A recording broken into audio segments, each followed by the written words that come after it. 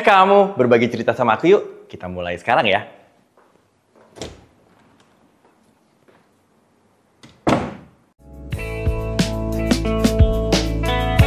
Nah, seringkali kita tidak bisa menyenangkan semua orang. Halo teman-teman, gimana kabarnya? Kalau kabar aku, alhamdulillah senang, sehat, dan lagi semangat banget buat sharing hari ini sama kamu.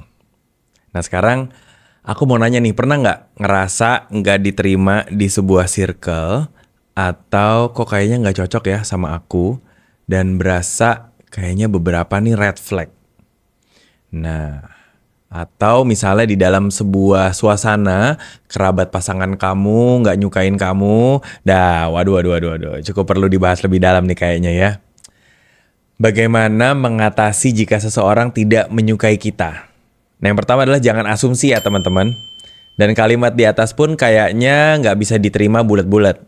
Betul, kita jangan asumsi. Namun sebaiknya kita paham tanda-tanda di mana memang kita kayaknya kurang cocok. Dan kayaknya kurang diterima di sebuah circle. Hal-hal yang mungkin bisa bikin kita nggak cocok, nggak diterima oleh orang lain tuh biasanya adalah beda prinsip atau value. Kemudian yang kedua adalah salah paham atau ada gosip gitu, misalnya tentang kita. Bisa juga adalah kecemburuan sosial atau kecemburuan secara profesional. Nah, seringkali kita tidak bisa menyenangkan semua orang. Seringnya ya itu yang terjadi. Nah ini yang perlu diingat juga nih teman-teman. Jika mendengar ada yang tidak sreg dengan kehadiranmu, gak perlu juga untuk selalu kamu ubah untuk dia jadi berbalik menyukaimu. Kita gak pernah bisa mengontrol apa yang orang lain pikirkan. Dan itu juga bukan urusan kita. Jadi sekarang tenang aja. Karena untuk menjaga jarak dengan orang yang tidak suka pada kita adalah sebuah bentuk pendewasaan.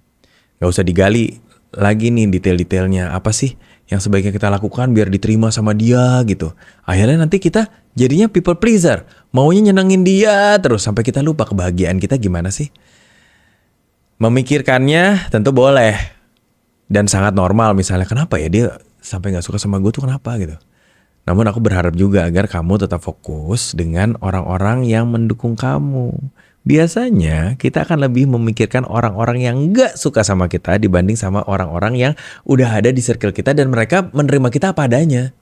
Siapa yang selalu setia di belakang kita, di samping kita, bertanya kabar kamu gimana.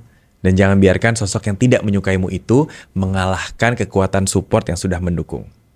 Jaga jarak demi kenyamanan bersama. Memilih kenapa dan mengapa bisa nggak suka sama kita. Pokoknya intinya kita jaga jarak aja. Kemudian kita introspeksi diri. Apakah ada sikap atau perkataan kita yang bikin mereka nggak nyaman? Kira-kira apa ya? Apa yang pernah gue lakukan? Apa yang pernah gue ngomongin sampai nih orang nggak suka sama gue gitu? Tapi kalau nggak ada, ya jangan memaksakan diri buat berubah hanya demi disukai. Hal-hal ini tuh emang tricky banget. Dan aku tapi mau ngingetin ya karena melalui fase ini umumnya memang dialami banyak orang karena kita kan emang nggak bisa menyenangkan semua orang dan yang namanya satu saudara aja berbeda gimana dengan orang lain. Nah berada di tengah-tengah orang yang tidak suka sama kita jadi bikin kita bingung. Iya nggak? Kamu pernah nggak mengalami hal tersebut sampai akhirnya kayaknya nggak nyaman banget? Nah, sebagai orang yang dari sikap netral, kadang bingung juga ya harus bersikap seperti apa gitu. Aku juga pernah ada di satu lingkungan yang seperti itu. Pertemanan yang kayaknya kok saling curiga-mencurigai. Kemudian kayaknya aku merasa nggak nyaman karena aku harus begini-begitu. Ada satu misalnya tampilan secara fisik yang harus dirubah agar bisa masuk ke grup itu gitu. Akhirnya jadinya kayaknya kok gue sibuk memikirkan apa yang ada di luar dan neglected atau melupakan apa sih yang sebenarnya dicari dalam sebuah pertemanan. Intinya tuh hilang gitu. Nah sekarang kamu bisa cerita nih. Kamu bisa tulis di kolom komentar. Pernah gak sih kamu ada di satu lingkungan yang kayaknya nggak cocok banget buat kamu? Dan kamu bisa cerita apa sih yang gak kamu sukain ketika kamu berada di keadaan tersebut. Atau bisa juga saran atau topik mungkin untuk kamu yang sudah berhasil keluar dari lingkaran yang seperti itu. Jangan lupa like dan subscribe. Bye-bye.